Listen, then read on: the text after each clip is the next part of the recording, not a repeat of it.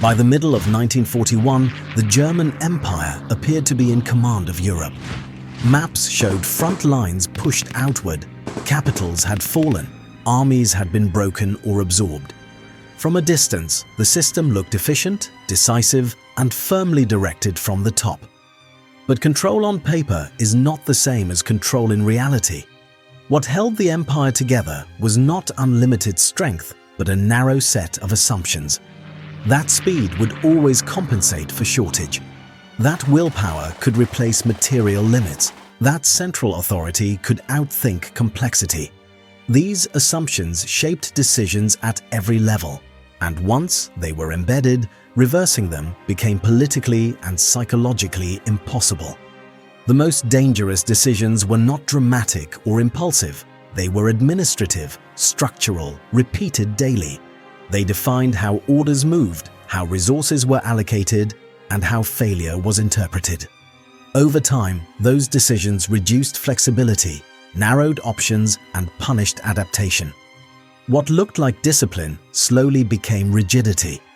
Early victories reinforced the pattern. When operations succeeded, the system credited centralized direction.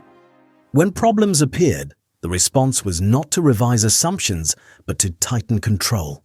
Command became more personal, delegation became risk, disagreement became disloyalty. The empire learned to interpret resistance from reality as a challenge to authority rather than a warning. This mattered because modern war is not won by intent alone.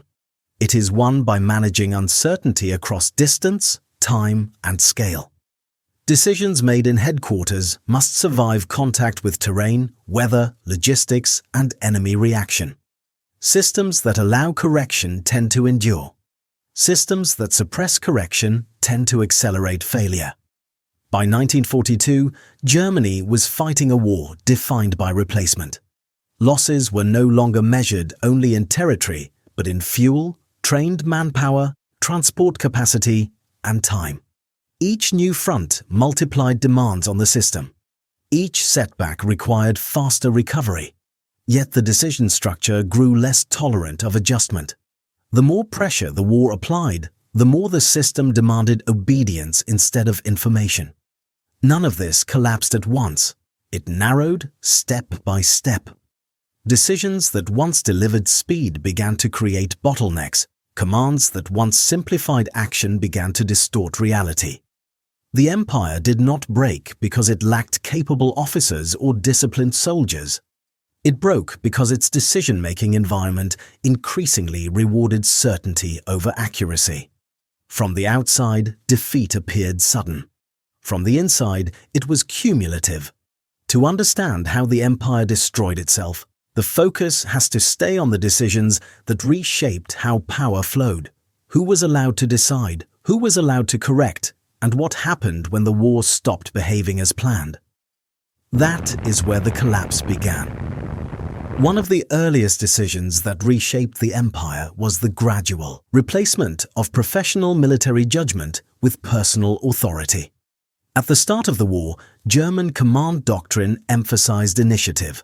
Officers were trained to interpret intent, not wait for instructions. When conditions changed, they were expected to act without permission. This flexibility had produced speed, surprise, and coordination across chaotic environments. That system began to erode as successes accumulated. Victories reinforced the belief that outcomes flowed directly from the top. As confidence grew, trust narrowed. Hitler increasingly inserted himself into operational decisions that had previously been left to commanders in the field. At first, this involvement appeared selective. Over time, it became routine. Orders grew more detailed, objectives became fixed. Deviations required approval rather than justification. The effect was subtle but corrosive. Commanders who adjusted plans to local conditions risked being seen as questioning authority. Officers who reported unfavorable developments learned that honesty carried consequences. The safest course was no longer accuracy, but alignment. Information began to move upward, filtered and delayed. By the time decisions reached the center, They reflected expectations rather than conditions. This shift mattered most once the war stopped behaving predictably. Modern combat produces friction. Supply lines stretch, weather disrupts schedules, enemy responses evolve. Systems that tolerate initiative absorb these shocks. Systems that centralize decision-making amplify them. When permission replaces judgment, tempo slows. When correction becomes insubordination, errors compound. By 1942, entire armies were being directed at a distance by fixed instructions. Retreats were forbidden on principle rather than assessed by circumstance. Units remained in exposed positions long after they had lost operational value.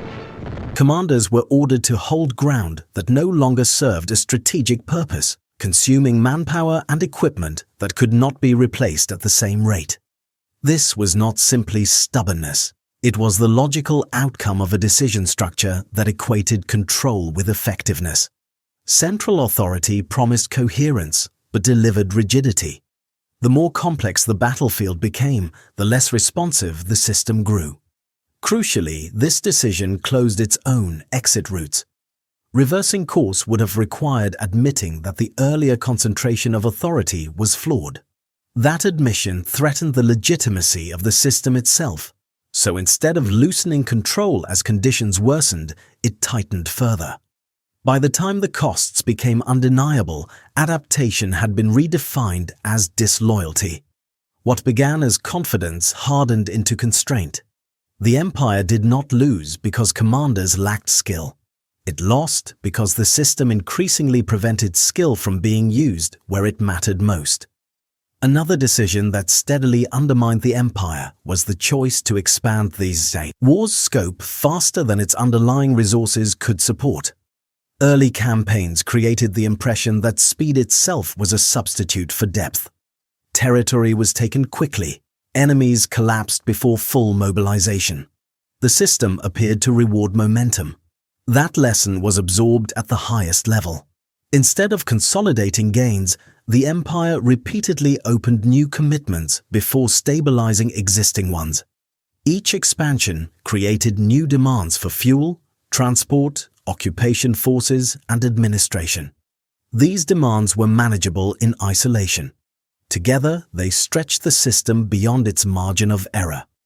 The problem was not ambition alone, it was sequencing. Wars of scale require phases. Capture must be followed by integration. Movement must be followed by supply. Expansion without consolidation turns success into exposure. Yet, the decision-making environment favored forward motion. Pausing appeared weak. Limitation looked like hesitation. Every delay risked being interpreted as doubt. This became most visible as fronts multiplied. Resources that might have been concentrated were divided instead. Rail networks were asked to serve incompatible priorities.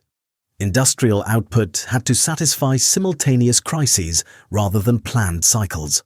Commanders competed for replacements that no longer arrived on schedule. The system functioned, but without reserve. Any disruption now produced cascading effects. By the time the empire faced sustained resistance on multiple fronts, its strategic options had narrowed. Pulling back from one theater risked political consequences. Reinforcing another weakened the rest. Each choice solved an immediate problem while worsening the overall balance. This decision also interacted dangerously with centralized command. Because expansion had been framed as inevitable, warnings about sustainability were dismissed as pessimism. Logistics was treated as an obstacle to be overcome rather than a constraint to be respected. Planning assumed best-case timelines long after conditions no longer supported them. The result was a war conducted at the edge of exhaustion. Unlike tactical errors, this decision could not be corrected locally.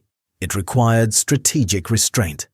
That restraint conflicted with the image of constant advance the empire had built for itself.